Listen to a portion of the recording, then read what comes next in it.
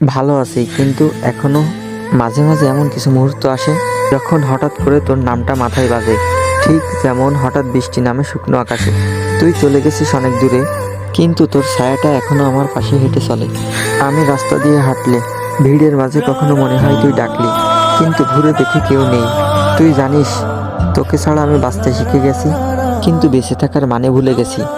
এখনো কেউ জিজ্ঞেস করলে বলি ভালো আছি, কারণ কাকে বলবো যে তোর চলে যাওয়ার পর আমার পৃথিবীটা নিঃশব্দ হয়ে গেছে।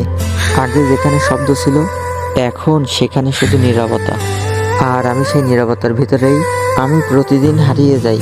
রাতে যখন ঘুম আসে না, আমি জানালার দিকে তাকিয়ে ভাবি, তুইও কি কখনো আমার মতো নিঃশব্দে কাঁদিস? নাকি আমি শুধু অতীতের ভিতর বন্দী হয়ে গেছি, যেখানে এখনো তুই আসিস কিন্তু বাস্তবে নেই।